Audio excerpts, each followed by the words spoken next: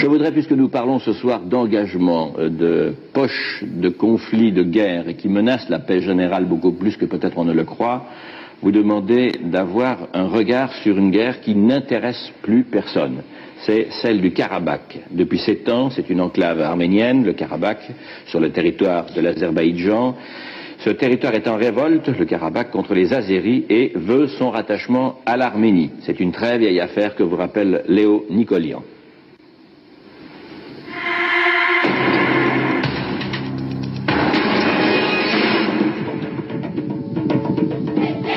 Avez-vous vu le Karabakh, sa terre et son soleil, dit la chanson. En fait de terre et de soleil, le Karabakh est aujourd'hui connu pour sa guerre. 7 ans de guerre qui ont marqué les visages. Dans les casernes, devant leurs parents devenus militaires, les enfants exaltent le combat pour la réunification du Karabakh à la mère patrie arménienne. La lutte contre l'ennemi azéri. Avant, c'était la télévision locale qui diffusait à coups de clip l'ardent message.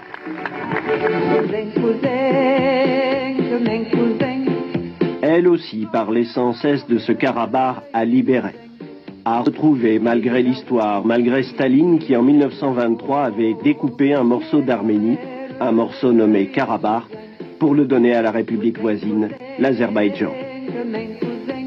À présent, la télévision du Karabakh a cessé d'émettre.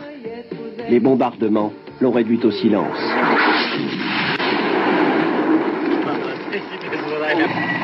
Sur l'aéroport d'Erevan en Arménie, en toute saison, le dispositif est le même. Quelques hélicoptères prêts à embarquer les hommes de troupe pour gagner les montagnes du Karabakh. 1h15 de vol pour aller jusqu'au champ de bataille et jouer au trompe-la-mort, plus ou moins. 450 km pour aller d'Erevan, la capitale arménienne, à Stepanakert, la capitale du Karabakh. Depuis 1991, cette région a autoproclamé son indépendance, réplique de l'Azerbaïdjan, un strict blocus économique et énergétique du Karabakh comme de l'Arménie.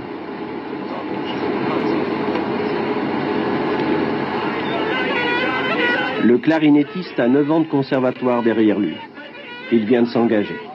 Et le voilà maintenant qui accompagne une autre mélodie, celle du fédéine arménien, le sauveur du pays. Son sourire est de courte durée. Elle sait que là-haut, chaque geste aura son importance. Allez.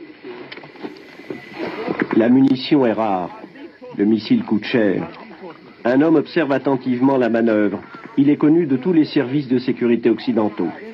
Les blindés azéris sont juste en face, à l'abri d'un contrefort. Inutile de scruter davantage, c'est raté.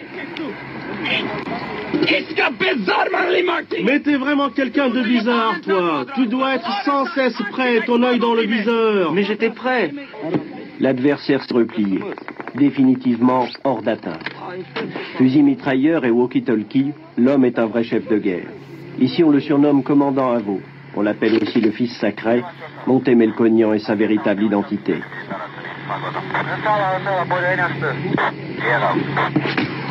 Il fut l'un des grands responsables de l'Assala, un groupe clandestin qui signa plusieurs actions terroristes anti-turques jusque dans plusieurs pays européens. Melkonian a d'ailleurs purgé 4 ans de prison en France. De nationalité américaine, la CIA l'a longtemps recherché. Au début des années 90, il rejoignait secrètement les combattants du Karabakh. Il est devenu leur grand stratège. Si avant on se battait seulement avec les Kalachnikov, il y a plus qu'un an, il y a 1 an et demi, aujourd'hui on se bat avec des chars lourds, les Azéris ont des avions de combat, des hélicoptères, de l'artillerie lourde, les grades, et bon, c'est une vraie guerre. Une guerre oubliée, une guerre très grave qui est en train de causer des victimes très importantes. 6 mois après cet entretien, Melkonian trouvait la mort le 12 juin 1993 dans un petit village du sud-est du Karabakh. L'Arménie l'enterra comme un héros national. Eux vivent un calvaire quotidien. Ils sont 300, 400 000 réfugiés, tous déplacés, chassés par la guerre. Arméniens venus d'Azerbaïdjan ou du Karabakh lui-même. 1/10 de la population s'est retrouvée sur les routes, harcelée par la maladie, la faim et le froid. Et voici Erevan, ville pétrifiée. Depuis le tremblement de terre en 88, 500 000 personnes sont arrivées ici en quête d'un logement, peine perdue. Un plein d'essence peut valoir jusqu'à 2 ans de salaire. Détresse d'une population prête à vendre ne serait-ce qu'un paquet de cigarettes. Tout est rationné. Le pain est limité en moyenne à 250 grammes par personne et par jour. Les magasins d'État sont vides. Bien sûr, au marché noir, au coin de la rue, on trouve de tout, mais en hiver, les prix deviennent carrément inaccessibles. Dans la rue, il fait la même température que dans leurs appartements. Tous les arbres des environs ont été coupés. On se chauffe comme on peut. Parfois, il y a des arrivages. Miraculeusement, une boutique s'ouvre. Enfin, du beurre. Une livraison de l'aide humanitaire. Normalement, cela devrait être gratuit. Il faudra pourtant débourser 1/4 du salaire mensuel pour 1 kilo de beurre. Dénuement, mais aussi opulence à Erevan.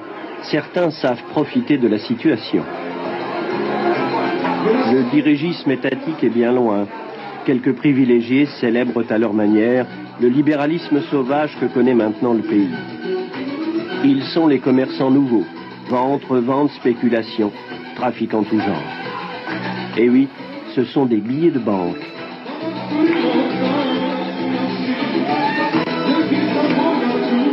La tradition veut qu'ils aillent à l'orchestre.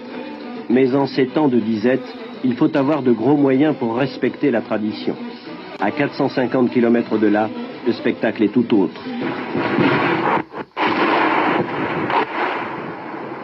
Sur les hauts plateaux du Karabakh, un coup vient d'être tiré au but. Les combattants festoient à leur façon cette victoire remportée contre un appareil azéri.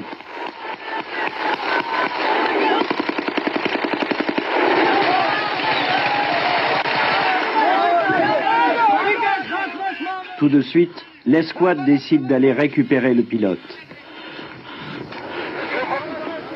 Il va toucher terre dans quelques minutes.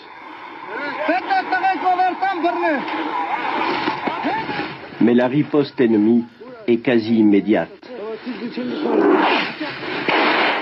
Un tir de mortier. 3 hommes restés dans un abri ont été frappés de plein fouet. Il n'y a plus d'espoir. Il est mort comme les 2 autres. Un peu plus loin, le pilote a été retrouvé. Il va subir son premier interrogatoire. Le voici dans les locaux de ce qui fut, en d'autres temps, l'immeuble du KGB local. L'homme ne tardera pas à dire tout ce qu'il sait.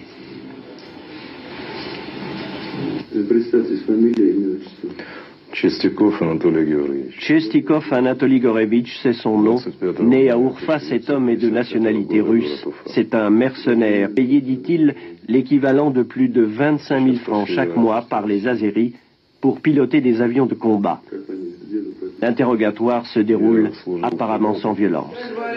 Tu n'as pas le choix, tu dois tout nous avouer. Ici, le ton est très différent. Il s'adresse à un homme surpris il y a quelques heures dans une conversation clandestine par radio avec les forces azéries. Péniblement, il arrive à articuler sa confession. Son frère et 2 autres camarades font le même travail que lui pour 5 000 roubles, soit quelques francs. Il est arménien.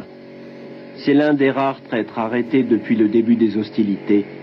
Il a été fortement maltraité. Au petit matin, les hommes dont la mission a été révélée à l'ennemi par celui qu'on vient d'interpeller décident néanmoins de livrer bataille. Ils savent que 36 heures plus tard, leur adversaire doit recevoir de nouvelles armes qui rendraient impossible toute opération. Dans quelques heures, la plupart d'entre eux seront grièvement blessés ou tués.